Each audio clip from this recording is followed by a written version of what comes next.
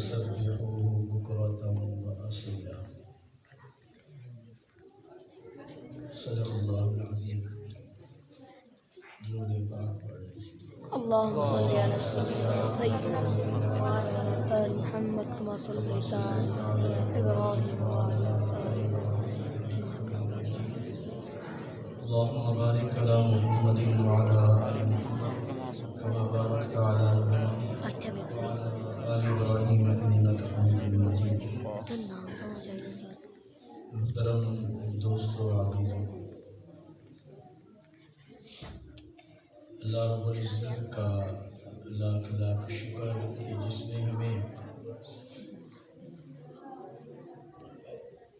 دین کی ایسی مجلس میں بیٹھنے کا اللہ نے موقع عطا فرمایا،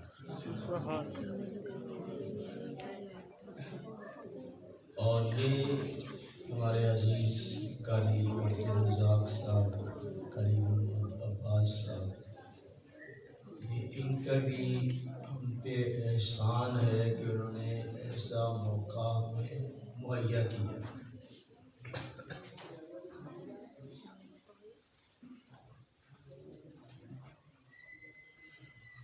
اللہ کریم ہمیں دین والوں کے ساتھ،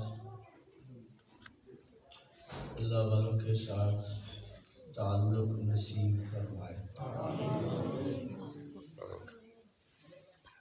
انسان کا یہ جو ڈھانچہ ہے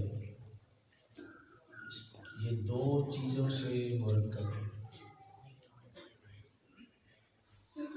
ایک تو یہ ظاہری ہمارا جسم ہے، اور اس ایک جسم کے اندر، اس ڈھانچے کے اندر دوسری روح ہے. یہ دو چیزوں سے مرکب ہے، جسم اور روح سے. جسم کا تعلق اس دنیا کے ساتھ ہے، اس زمین کے ساتھ ہے.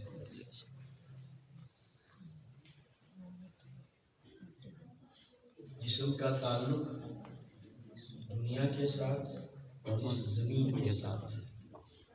یہ تو آپ سب جانتے ہیں کہ انسان کا جسم جو ہے کس سے بنا ہے؟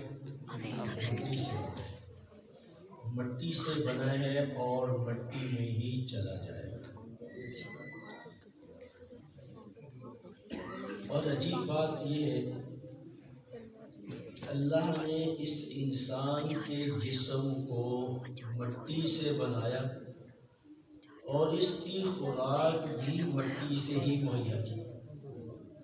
میں اور آپ گندم استعمال کرتے ہیں کھانے کے لیے، پھل استعمال کرتے ہیں، پانی استعمال کرتے ہیں. یہ جتنی بھی چیزیں ہم استعمال کرتے ہیں اس سب کا تعلق کس کے ساتھ ہے؟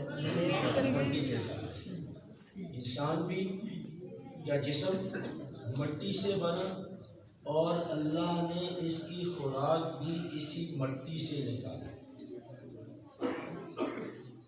اس مٹی سے نکالی. اور اس کے جسم کے اندر جو روح ہے اس روح کا تعلق آسمان سے. تو اللہ نے اس کی خوراک بھی آسمانی بنائی ہے. جسم کی خوراک اس زمین سے اور روح کا تعلق آسمان سے، اور اس روح کی خوراک بھی آسمان سے ہی ہے. روح کی خوراک کیا ہے؟ یہ اللہ کا ذکر ہے، قرآن مجید کی تلاوت ہے، درود پاک ہے. جیسے یہ جسم انسانی جو ہے خوراک، یہ مختلف قسم کی چیزیں ہم استعمال کرتے ہیں، اور اس میں جب کمی بیشی ہو جاتی ہے تو ہمارا جسم بیمار ہو جاتا ہے. جب ہم بیمار ہوتے ہیں تو کیا کرتے ہیں؟ جب بیمار ہو جائیں تو کیا کرتے ہیں؟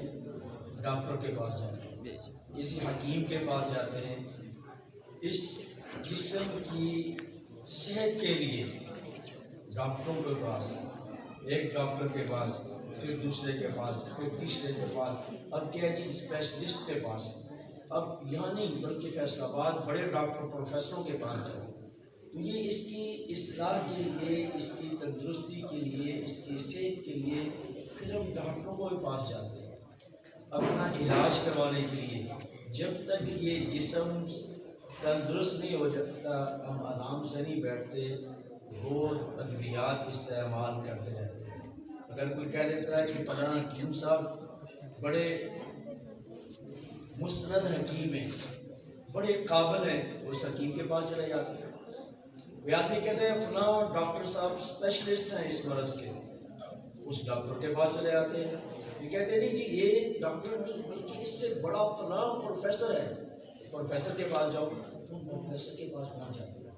جب تک ہمیں صحت نہیں ملتی ڈاکٹروں کے پاس چلتے رہتے ہیں علاج کروانے کے۔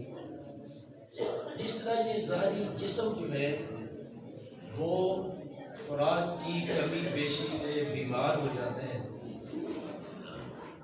اسی طرح اس کے جسم کے اندر جو روح ہے وہ بھی بیمار ہوتی ہے۔ روح کی بیماری کیا ہے کہ جب اسے خوراک نہیں ملتی، ہماری روح، اللہ تعالیٰ سب کی اصلاح فرمائے، کہنے کی آمین۔ تو ہم سب کی روحیں تو بیمار ہی ہیں، روحیں بیمار ہیں، نہ تو ذکر، نہ تلاوت، نہ نماز بھی پڑھتے ہیں تو ایک دو نماز پڑھ لی، ذکر اذکار بھی بہت کم، یہ ساری۔ اور اس روح کے علاج کے لیے، اس روح کے علاج کے لیے پھر ڈاکٹر اسپیشلسٹ کون ہیں؟ اللہ والے۔ کون ہیں؟ اللہ والے۔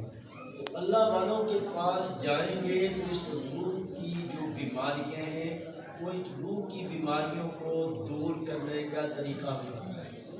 جس کا ڈاکٹر بتاتے ہیں کہ فلاں دوائی جو ہے وہ استعمال کرو اور اس کے ساتھ فلاں پرہیز کرو،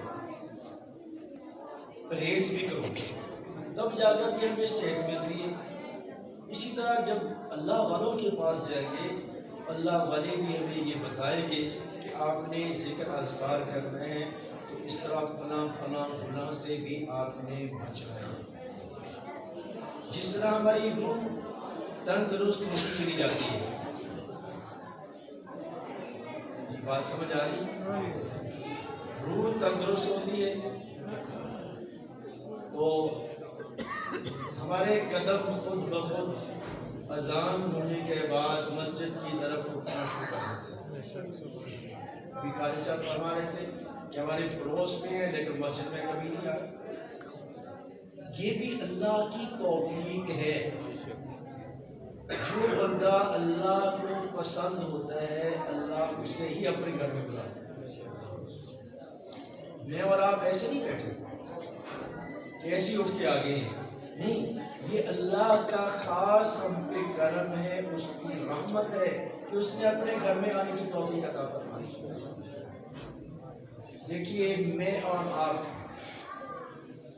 آپ جس کے ساتھ ہمارا کوئی اچھا تعلق نہیں ہے، اس کا عزت و احترام نہیں ہے، بلکہ اس کے بارے میں دل میں نفرت ہے، بغض ہے، حسد ہے، غصہ ہے، ناراضگی ہے، اسے کبھی اپنے گھر میں دعوت نہیں دیں گے، کبھی اپنے گھر میں دعوت نہیں دیں گے۔ دعوت کسے دیں گے؟ جس کے ساتھ ہمارا محبت کا، پیار کا تعلق ہے۔ اس کا گھر، جب وہ آدمی گھر آ جاتا ہے تو بڑی خوشی ہوتی ہے، بڑی خوشی ہوتی ہے، اس کو دعوت دیتے ہیں۔ تو گویا میرے اور آپ کے ساتھ اللہ کو محبت ہے، اسی محبت کی وجہ سے اللہ نے اپنے گھر میں ہمیں پہنچایا۔ اگر اللہ کو محبت نہ ہوتی تو ہمیں اپنے گھر میں آنے کی کبھی توفیق نہ دے۔ تو اللہ تعالیٰ ہمیں اپنی جس طرح اللہ کو ہمارے ساتھ محبت ہے، اللہ ہمیں بھی اپنی محبت نصیب فرمائے۔ آمین آمین میرے عزیزوں، جتنا اللہ کے ساتھ بندے کا تعلق بڑھتا چلا جاتا ہے تو اللہ تعالیٰ پھر دنیوی لحاظ سے آسانیاں پیدا فرماتے ہیں، آسانیاں پیدا فرماتے ہیں۔ اب آپ دیکھیں کسی نیک آدمی کے پاس ہم جاتے ہیں دعا کروانے کے لیے، کیوں جی یہ نیک آدمی ہے اور یہ نیکی آپ بھی حاصل کر سکتے ہیں، اللہ کے ساتھ تعلق کو جوڑ لیں۔ اس کا معنی یہ نہیں ہے کہ کاروبار نہ کریں، دکانداری نہ کریں، ذمہ نہ کریں، کوئی اور کام نہ کریں، سارے کام کرتے رہیں، لیکن ہر کام میں اس کے حکم کو ملحوظ رکھیں کہ میرے اللہ کا کیا حکم ہے، میرے اللہ کو کیا چیز پسند ہے، میرے اللہ کس چیز سے خوش ہوتے ہیں، میرے اللہ کا پیار کس سے مجھے زیادہ ملے۔ بس یہ بات ہمیں سمجھ آ گئی تو یہ دنیاوی زندگی جو ہے یہ کامیابی والی زندگی ہے۔ تو اللہ والوں کے ساتھ تعلق جب بندے کا ہو جاتا ہے پھر اللہ والے پھر ہمیں اس لائن پہ چلاتے ہیں جس سے چل کر کے ہمیں اللہ کی محبت ملتی ہے، ہمیں اللہ کے ساتھ محبت ہوتی ہے، صرف اللہ کے ساتھ نہیں بلکہ اللہ کے نبی کے ساتھ بھی محبت ہوتی ہے، اللہ کے نبی کے ساتھ بھی محبت ہوتی ہے۔ اور جس کو اللہ کی محبت اور اللہ کے نبی کی محبت مل گئی وہ اس کی دنیا بھی کامیاب ہے اور آخرت بھی کامیاب ہوگی۔ اللہ مجھے بھی آپ کو بھی اپنی محبت بھی اور اپنے محبوب کی محبت بھی نصیب فرمائے۔ تھوڑی دیر کے لیے اللہ تعالیٰ کا ہم ذکر کریں گے، تو پہلے بھی میں یہاں حاضر ہوتا رہتا ہوں۔ تو ذکر کا طریقہ یہ ہے کہ پہلے 11 مرتبہ ہم سورہ اخلاص 11 مرتبہ، اور پھر مختصر سی دعا کریں گے اپنے سلسلے کے جتنے بھی اکابر ہیں ان کے لیے، اور اس کے بعد پھر لا الہ الا اللہ محمد رسول اللہ، یہ 3 مرتبہ پڑھیں گے، لا الہ الا اللہ محمد رسول اللہ صلی اللہ علیہ وسلم۔ 3 مرتبہ پڑھنے کے بعد صرف پہلا حصہ جو ہے کلمے کا لا الہ الا اللہ، یہ جب لا کہنا ہے تو یہ بائیں طرف پستان کے 2 انگل نیچے یہ دل کا مقام ہے، تو یہ اس سے شروع کریں گے یا لا، اور اس کو کھینچ کر کے دائیں کندھے کی طرف لائیں، لا، پھر واپس الہ، اور الا اللہ، اسی طرح لا الہ الا اللہ، لا الہ الا اللہ۔ تھوڑا سا اس کا ذکر کرنے کے بعد پھر صرف الا اللہ، اور پھر اللہ جل شانہ کا اس میں ذات ہے اس کا ذکر ہوگا۔ 3 مرتبہ ہم پڑھیں گے اللہ جل شانہ، اللہ جل شانہ، اور پھر صرف فقط اللہ، اور یہ اللہ جب کہنا ہے تو یہ تصور کرنا ہے کہ اس کی چوٹ دل پہ لگی، اور آخر میں یہ بھی اللہ تعالیٰ کا نام ہے، هو اللہ الذی لا الہ الا هو، یہ بھی اللہ کا نام ہے کا۔ اور اس کے بعد تھوڑا سا مراقبہ ہوگا، پھر انشاءاللہ